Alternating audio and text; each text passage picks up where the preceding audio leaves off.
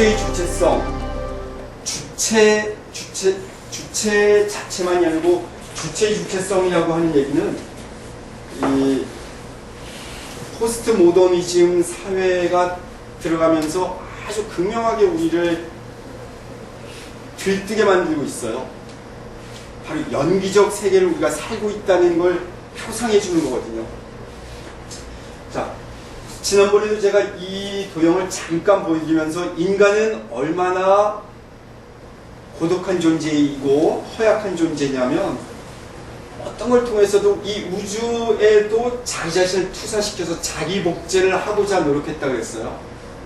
이걸 보세요. 오토플라스틱 에너지가 그대로 있죠.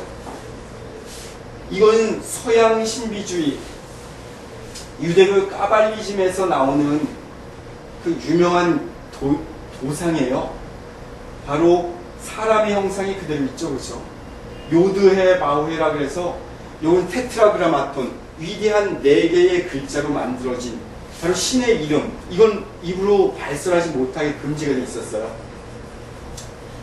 이거는 동양이나 서양이나 또는 모든 부족에서 다 공통적으로 나타나요. 우리 브라만이 왜 부처님에 의해서 배척되게 되느냐면 브라만들이 베다 같은 신성한 도형과 신성한 글자, 신성한 음들을 바이샤나 수드라들이 들으면 어떻게 한다 그래요? 끓는 구린물을 귀에 갖다 들이붓는다 그러죠. 이 정도로 엄격했어요. 베다의 경전, 다시 말해 버머를 읽거나 쓰지도 듣지도 못하게 했어요. 이쪽도 마찬가지였어요. 사막의 종교인 유대교에서도 이건 단지 유태교의 뿌리에서만 그런 것이 아니고 이집트라든지 고대 이집트 문명에서도 그랬고 수메르 문명에서도 이런 신성함에 대해서는 범접하지 못하게 했어요. 그리고 제가 이 불교 미학 시작할 때도 우리 이 종교의 출발을 성과 속으로 얘기를 했잖아요. 그렇죠? 멀치아 엘리아데를 얘기하면서도 거룩함의 표상을 남겨두기 위해서 했는데 여기서도 이런, 그런데도 여기서도 역시 자기 복제를 가능하게 하고 있어요. 그럼 불교에서도 이 만다라가 가장 발달이 돼 있는 형태인 깔라차크라 만다라에서도 이 동서남북과 중앙에 5부처님의 형상을 가지고 이런 사람의 형상으로 환치시키고 있다는 거예요. 그래서 이렇게, 그리고 제가 이것들을 구석기 시대 때의 도형을 지난번에 이미 보여드렸지만 이걸 180도 돌렸을 때 거기서 비로소 거꾸로 서 있는 사람의 형상, 그것이 바로 나무라고, 그래서 인간의 영혼은 끝없이 성장하고자 하는 것을 암시했다고 얘기했던 거예요. 그래서 우리가 수행을 하면 할수록 우리의 존재 깊이가 더 깊어지고 이 시간과 공간에 대한 감각들이 새로워지고 어제와 다른 오늘을 살아갈 수 있다고 얘기하는 거예요. 그래서 영원이라고 하는 것은, 영겁이라고 하는 그 시간은 이 시간이 많이 늘어나는 것이 아니고 찰나 속에 온통 내포되어 있는 그 자리를 얘기하는 거거든요. 그래서 아까도 이제 시간과 공간 얘기했었죠. 그죠? 이렇게 신성을 가시화시키려고 부단히 노력했고 우리 존재의 시공간적인 구현화를 통해서 나오죠. 근데 한 가지 더 재미있는 사실은 결국 두 개가 다 사람 모양의 아이콘이었고 우리 사마귀 종교에서도 산악귀 종교, 특히 이 도형들이 이미 밀교화되어 있었을 때 이야기예요. 그러니까 세존께서는 이런 걸 사실 배격했어요. 그래서 여러분 이미 법성원에서 충분히 그런 교육을 받으셨겠고 성법수님 통해서 너무나 강조됐겠지만 부처님께서는 14무기 얘기 들으셨죠. 만동자가 물은 질문에 대해서 전혀 얘기를 안 하세요. 값어치가 없다고. 그리고 이런 것들을 좀 더 진행시킨 것이 나가르주나였어요.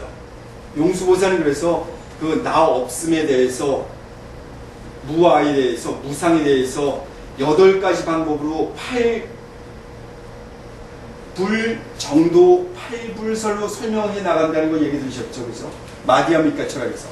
근데 안타깝게도 중론까지는 그렇게 나갔는데 서서히 이것이 유식화되면서 요가짜리야 될 요가 수행자들, 우리 유식학파라고 얘기하는데 사실은 그 원어를 보면 요가짜리야예요.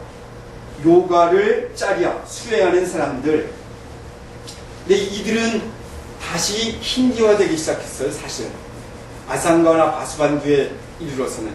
그리고 우리가 아는 것처럼 그 인도에서 불교가 쇠망한 근본적 이유가 이슬람의 침공 때문이었다 그러는데 사실은 최근의 학자들은 그걸 부정해요. 이슬람 침공이 아니고 힌두화되고 있었을 뿐이에요.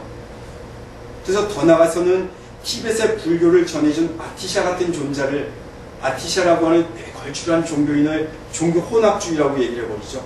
순수성을 유지하기가 그만큼 힘들었던 거예요. 순수성이라고 하는 것은 사실 어떻게 보면 파시즘의 요소를 갖고 있어요. 파시즘의 요소는 어떻게 나타나느냐면요. 재밌는 얘기 해드릴까요? 얘기 좀 빠져나가는데 하더라고요. 그리고 요 설명 더 좀 넘어갈게요. 파시즘은 그 순수성을 유지하기 위해서 어디까지 노력을 했었느냐면 우리 KKK단, 백인 우월주의자들, 그리고 유태인을 척살했고 집시를 배척했던 히틀러 정권,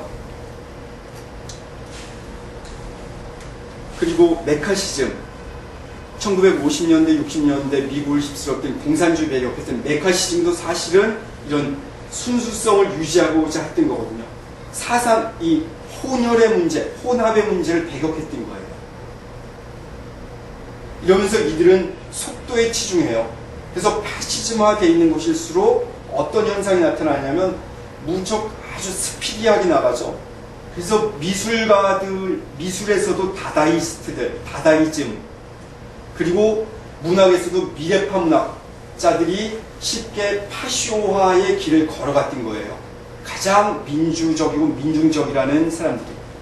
이런 그 순수성을 유지하고자 하는 노력들은 그 순수성을 주장하는 것만큼 쉽게 꺾어져요. 그래서 부처님의 이 순수한 정신주의, 이 고결한 사상들도 시대가 흐르면서 왜곡되다가 요가짜리아들에 들어서서는 만동자가 거절했던 우주의 근본자리가 뭐냐 라고 하는 것들을 물어가고 내가 누구냐라고 하는 걸 쪼개고 들어가면서 서서히 이들은 아류아식이라고 하는 독특한 이론을 끄집어냈고 8식을 넘어서서 제11식까지 얘기하죠. 그렇죠?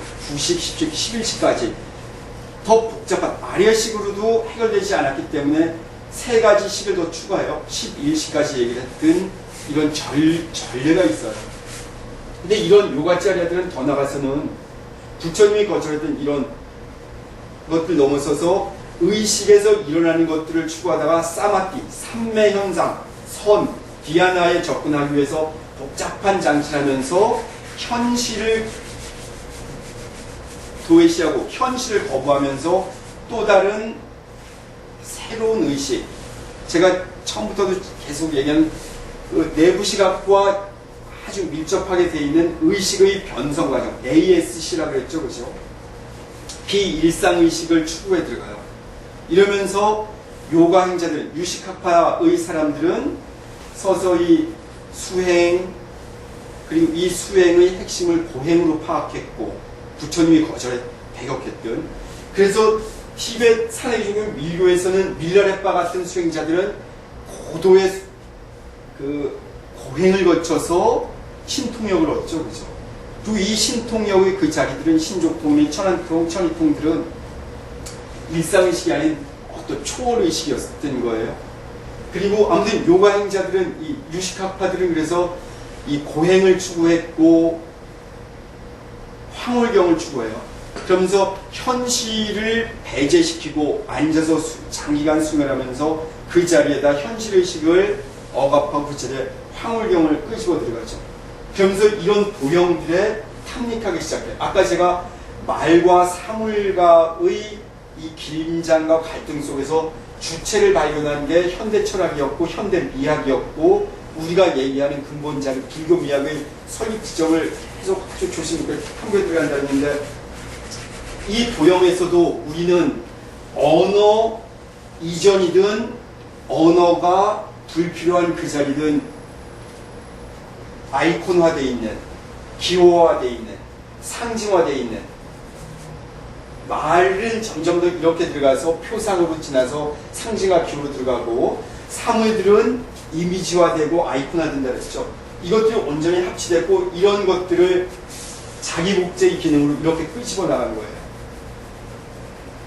그래서 우리가 만다를 제가 계속 보면서도 어떤, 심지어 저는 우리가 쉽게 이해하기 위해서는 우리 의식의 지도인데, 이 의식의 지도가 마치 우리가 수행을 해가면 정교하고 아름다운 탑이, 공든 탑이 무너지는 것은 탑을 쌓아가는 것 같다면 어떤 탑의 평면도로 보자고까지 얘기했던 거예요. 의식의 지도를.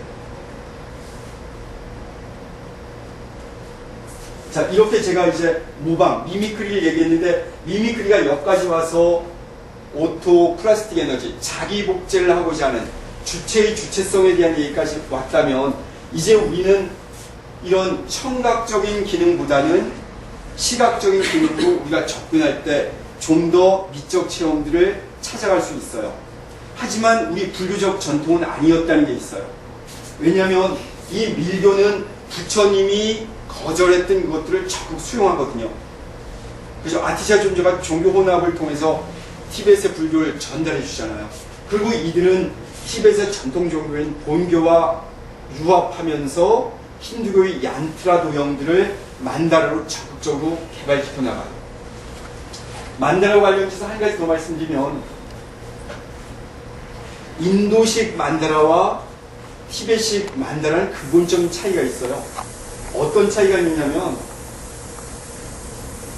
인도식 만다라에서는 동쪽을 위쪽에 배치해둬요. 그죠? 그 기억나시죠? 동서남북에 각각 동방에 아촉불을 두고 중앙에 비로자나불을 배치한 것이 인도식 만다라라면, 티벳으로 가서는 동방의 자리가 아래쪽으로 배치된다는 얘기 기억나시죠? 방위를 완전히 뒤바꿔 두고 있어요. 그리고 동쪽에 바이로자나 부처님을 배치해놔요. 그리고 중앙에 아촉불이 들어가 있어요.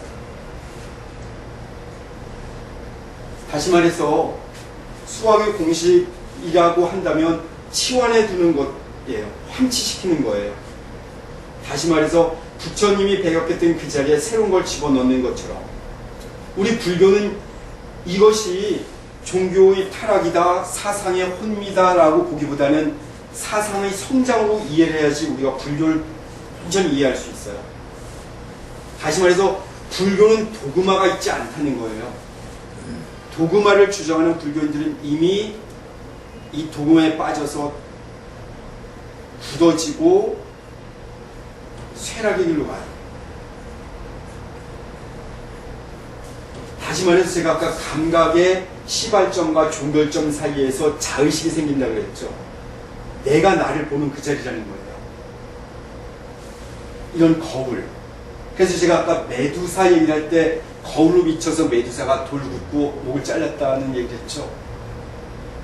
우리 인식은 이렇게 이렇게 되고 있거든요.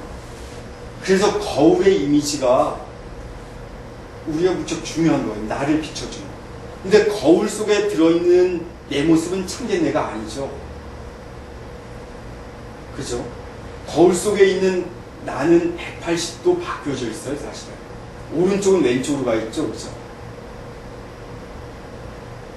내가 이렇게 보면 이 눈이 사실 있는 그대로를 보게 된다면 이것은 저쪽으로 가 있고 이렇게 돼야지 입체적으로 완전히 되는 건데, 실제 이 모습이 그냥 이렇게 가서 투영되어 있잖아요. 이게 돌아서서 날 보는 것이 아니고 그냥, 이해되시죠? 그죠? 이 경상은. 그래서 부처님 세존이야말로 삶이 온전한 신비이고 온전한 현실이라는 걸 깨달은 거예요. 한면으로 치우치게 되면 신비주의자가 될 수 있어요. 신비주의자들은 신비를 살지 못해요. 도그마화되기 때문에. 그래서 부처님이 끝없이 배격했던 건 도그마화였어요. 그래서 다른 종교와 달리 불교는 도그마로부터 벗어나 있음, 이것이 바로 공성이었잖아요. 이 공성의 극단까지, 너무 지나친 극단으로 가서 이걸 우리가 오해할 때 니힐리즘, 허무주의로 받아들이는 오류에 빠졌다는 거예요. 그래서 제가 좀 전에도 애매하게 그 부정적인 얘기를 좀 한 거예요. 이 용수보살로부터 이어져서 요가짜리로 가면서 오히려 황홀경이나 고행 같은 걸 받아들였다. 티베트로 가면서 금방 얘기하신 것처럼 여기는 신비화되어 있는 것이 아니고 신비주의자가 된 거죠, 사실. 그래서 밀교적으로 됐고, 부처님은 모든 걸 오픈하시고 열어주셨음에도 불구하고 여긴 다시 밀교라는 말 그대로 현교 그대로 드러나 있다, 있는 그대로 난 보여준다가 아니고 밀교였잖아요. 소수의 사람들에게만 전해준다는 거잖아요.